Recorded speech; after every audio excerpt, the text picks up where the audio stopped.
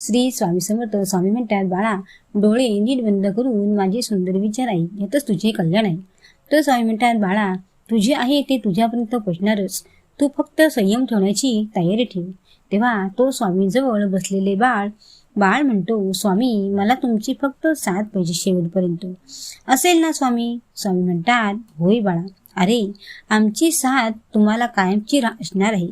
तू आता गप्प बस आणि ऐक. बाळा रोज झोपण्यापूर्वी तुम्ही भगवंताचे नाम घ्या आणि भगवंताला सांगा, भगवंता आजचा दिवस तुमच्या आशीर्वादाने खूप चांगला गेला आहे. तुमची कृपा आमच्यावर अशीच राहू दे आणि तुमची सेवा माझ्या हातून घडू दे, हीच तुमच्या चरणी माझी प्रार्थना, असे ईश्वराला सांगायचे आणि झोपायचे. समजले का बाळा?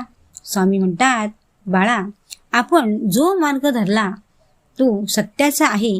थोडे हाल होतील पण हार नाही होणार, कारण उद्याच्या सुखासाठी आज थोडासा त्रास सहन करायलाच लागेल. पण बाळा भिवू नका, आम्ही आहोत तुमच्या पाठीशी. आणि बाळांनो, स्वतःचा अपमान जरी झाला तरी घाबरू नका, स्वतःला कमी लेखू नका, स्वतःची तुलना इतर कोणाशीही करू नका, कधीही घाबरू नका. बाळा भगवंताची कृपा मिळवण्यासाठी सकारात्मक वाक्याची सुरुवात करा. स्वामी म्हणतात, बाळांनो, जे बदलणे शक्य आहे ते बदला आणि जे बदलता शक्य नाही ते स्वीकारा आणि जे स्वीकारता येत नाही त्याच्यापासून लांब राहा आणि स्वतःला आनंदी ठेवा. बाळा आपल्या वागण्यात खरेपणा असला की कुठेतरी त्याचे फळ नक्की मिळते.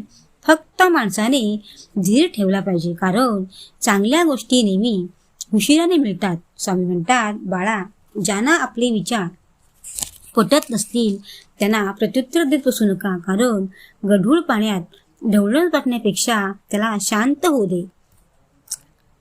हो दे, आपोआप खाली बसतो, गाळ आपोआप खाली बसतो. लक्षात ठेव बाळा. बाळा चांगलेच होणार हे मनात ठेवून चालायचे असते, बाकीचे परमेश्वर बघून घेईल. हा विश्वास सतत मनात असला की येणारा प्रत्येक क्षण आत्मविश्वास असतो आणि सकारात्मकतेचा जातो.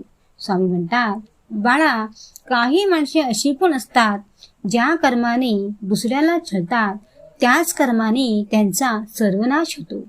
मग कितीही ताकद पैसा असू द्या, म्हणून वाटेल ते असे दुसऱ्याला बोलू नका, कारण नियती बदला घेते.